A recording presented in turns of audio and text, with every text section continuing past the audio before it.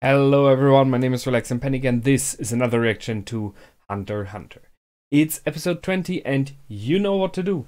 As always, if you want to see the reaction itself, just go down into my descriptions, follow the links, replace the parentheses, dot parts with real dots and enjoy. Once you've done, feel free to come back here and hear my thoughts about this episode. So, see you soon. For those that came back, welcome back. Now, let's see. There are many things in this episode. But there is one thing in the beginning, which is why I chose this picture here.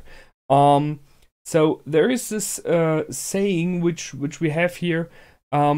Someone who has failed the exam can no longer pass, and someone, and that's what's here, who has passed the exam can no longer fail.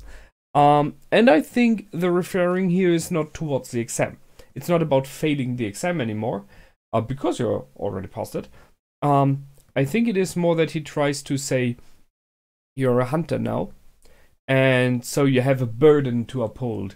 You have to make sure that this this title of a hunter is reflected by what you do. You have to make sure that you don't misbehave, you know, you don't bring bad fortune on this title. And seeing that they said the exams themselves were just made to make sure that people who are of misbehavior, who have the wrong reasons wanting to become a hunter, that's why they made the exams, to try to get them out, and only let the, you know, good ones pass, which in my opinion did not really work out this time, although I see the reasons why. But if that wouldn't have been, they would have made everyone pass. Everyone could be a hunter. So that's something that was set up and created in the past. Hopefully we will learn a bit about that, you know, famous hunters from the past, what they did, what it really means to be a hunter. Because it seems very much like this title is about upholding the good, maybe, you know. I'm not talking about a paladin, but at least someone who tries to help in some kind of way. And as I said, this time having people like Kurapika, or as we now know, Illumi, in here, and someone like Hisoka, you really have to question that idea. I mean, then they should have put up something like an ethics test or something like that, but they didn't. I mean, possibly they have their reasons. We will see. So, in the beginning of the episode, however, we had a nightmare. We had a little dream about, and I guess that was the father of Gon. Looked very young there, which makes sense. You know, Gon is not so old either, and the question is he out there still? Because we have not heard anything about him being dead. But if he is alive, why is he not visiting his son? That's a bit strange. So, kind of questionable. I guess there are reasons. We will learn about them hopefully in the future. So it showed very nicely the concept that Gon is chasing after his father, trying to find him, and this fear that shortly before that is happening, that the ground just gives up. You know, that it's not like he's being pushed back or anything, or he cannot reach, which would work as well. That you're always at the same distance. In a nightmare, but instead it is the ground is giving up, so the world is crashing around you, as thus you cannot reach him. That is a nightmare. I see that. So he has a fear that something will happen. Yeah. So that's one thing. It was mentioned that his arm will be better after healing. I'm not sure about that one. So I'm not a medic. I don't know enough about that. But I never thought that if a bone breaks and is healing, it is stronger afterwards. As far as I know, but maybe I'm wrong, and there's like new layers being formed. So if there's someone out there who knows that, you can maybe point it out. I would think that at least at the position where the bone was broken, it's still easily or more easily fractured. Thus, it should be kind of weaker, but as I said, I have not really much of a clue there. However, what was pointed out is that it was very clean broken. So, like perfectly broken. No shattering or stuff like that. Which once again shows that Hanzo just did what he said. He tried to inflict, while doing it, the least possible damage permanently. As I say, a good guy, I guess.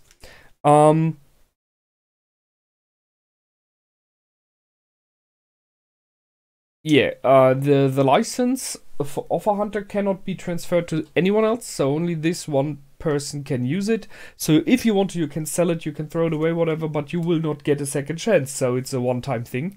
And if you're using this license is your idea, so you don't have to wave it in the air all the time. So there's the option to just go as a normal person towards whatever you're doing, your job, and just pull out the license if it really is necessary, which possibly is the best option. Because I'm pretty sure if you're, as example, working as a hunter, helping in stopping crimes, as example, possibly the gangsters will just hide if they realize there's a hunter around. And when you're hunting for some kind of animals or beasts or stuff like that, or then they don't care if you have a hunter license stuck to your clothing. For them, you're just, a human. And when you're searching for treasures, which I'm kind of waiting for, treasure hunts, it's a question. So sure, it can help you in some regards, that government will help you more, you get stuff more easily, maybe you get people easier to join you, but on the other hand, you very likely will draw attention which you otherwise wouldn't. If there's just some idiot trying to find a treasure in a place where everyone is searching all the time, everyone would be like, yeah, they will not even really realize he's there, he or she. But if it is a hunter who are known to be better, you draw suspicion, you draw an eye on you, so they will possibly try to make their own expeditions, they would try to shadow you, or to maybe throw sticks between your legs. So it's a medal with two sides here, being a hunter.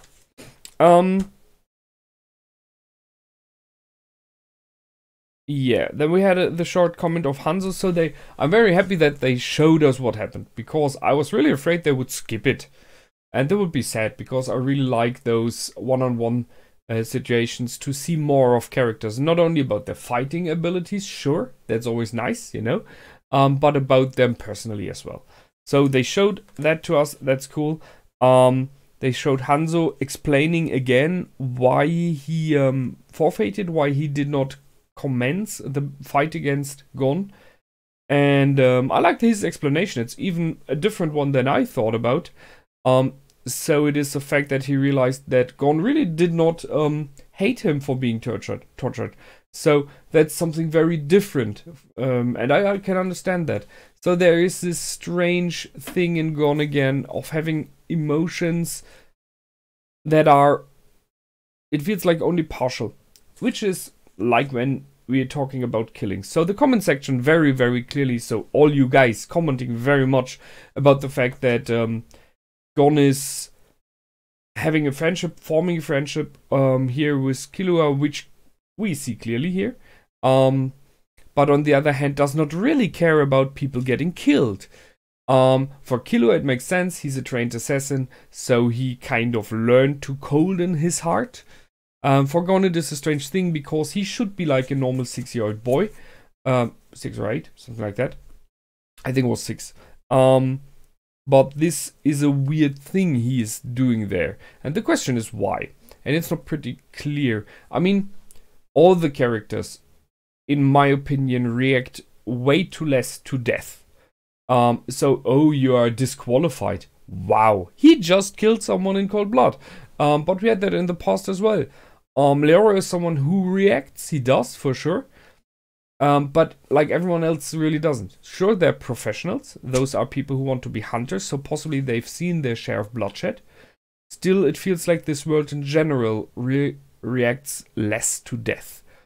But reacting less and reacting like nothing, like Gon did in the past and in this episode as well, that's a difference. So maybe we will learn why. So I can see that Hanzo in this case did say like, okay, he kind of earned my respect.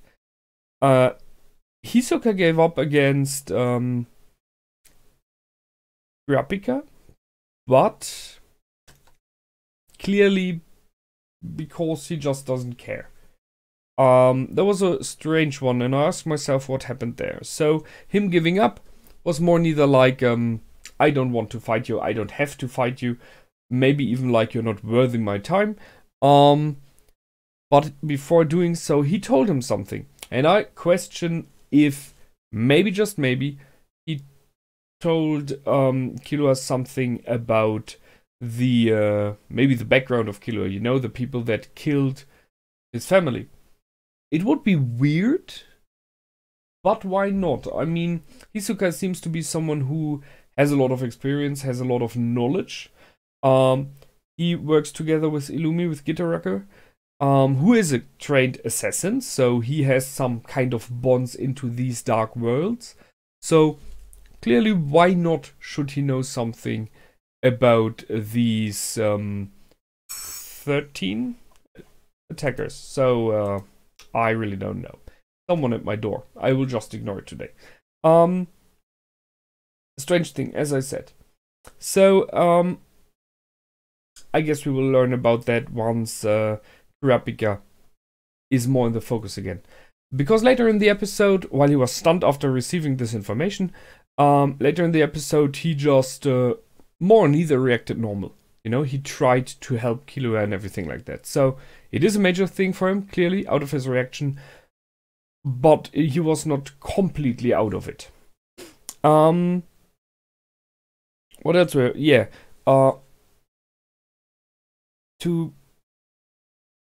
Hisoka said something to Bodoro as well, who was shaken by that as well. So what the heck's going on there? How much does he know, and why, and what? And then Bodoro surrendered. So he surrendered to Killua, kind of, it doesn't care for him because he knew, I guess, that Bodoro would surrender to him. So you could ask, what was it? And you could question if this, what he said to him, this knowledge, this important information, maybe, just maybe, had something to do with his killing later on. I can only guess here. Seriously, I can just guess. And then we have the big reveal. So Gitaraka is the brother of Killua. A way taller, possibly older brother. And kind of dead feeling, which is very fitting for an assassin. Because he has these dead eyes, which is kind of explained by what he says later on. As an assassin, you are bound by darkness, you belong to the darkness, and you are kind of not allowed to feel emotions unless you're killing. That's when you're allowed to feel joy.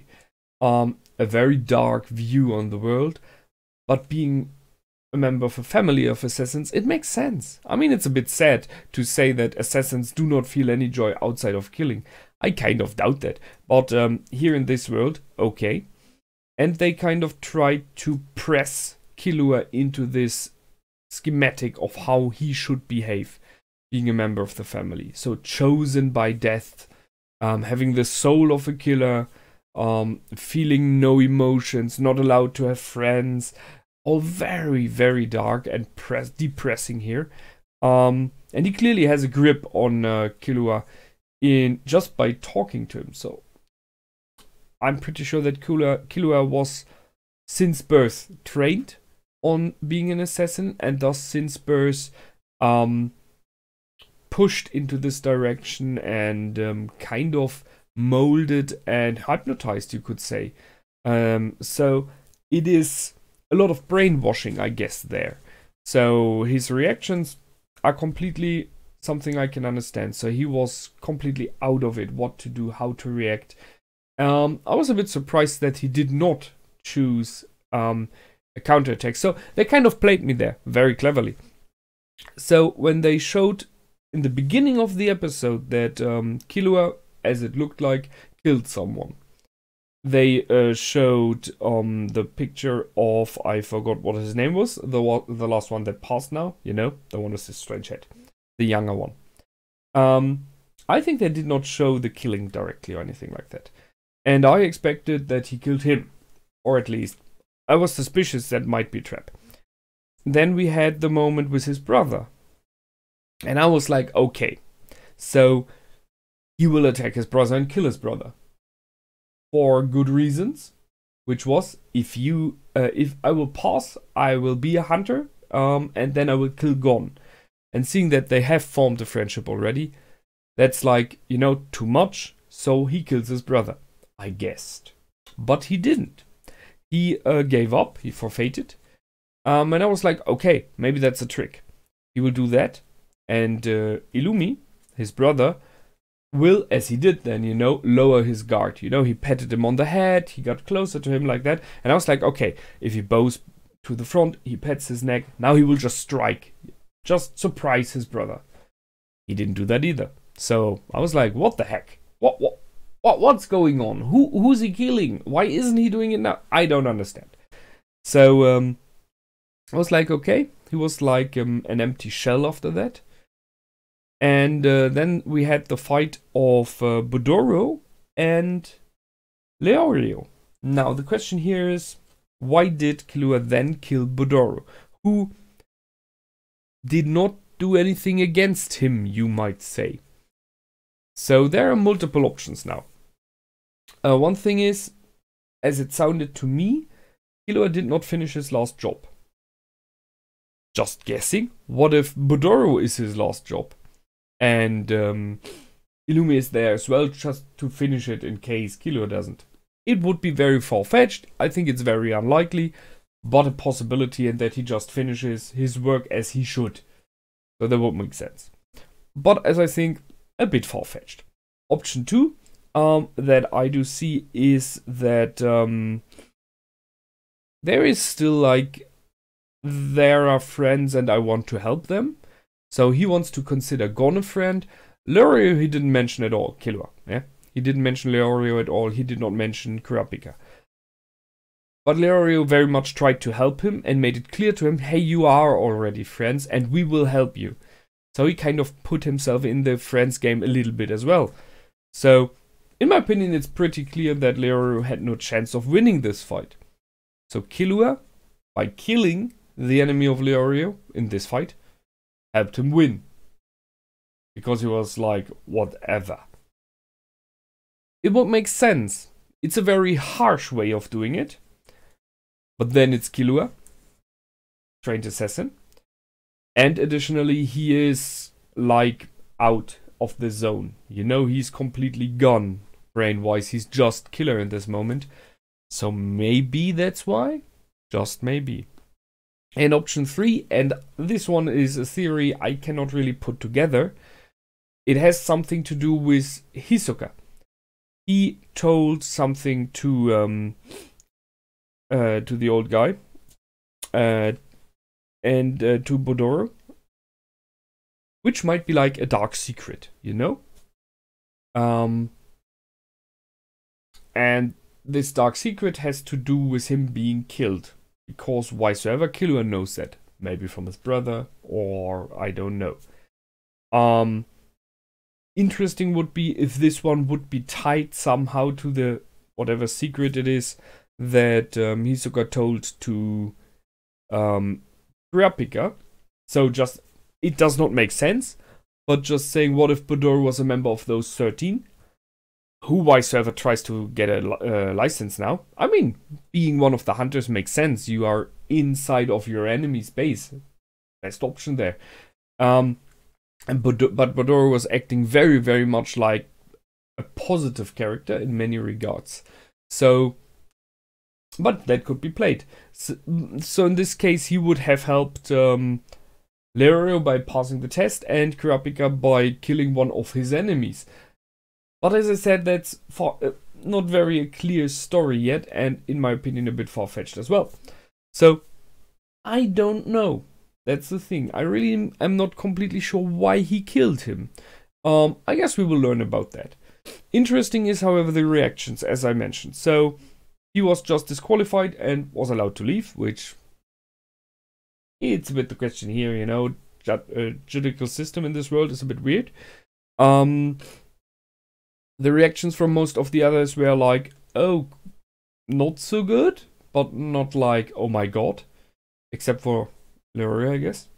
And when Illumi in the beginning asked if he's allowed to kill everyone after he passed, if that would be okay, so he's not disqualified, they were like, yeah, even the Taro.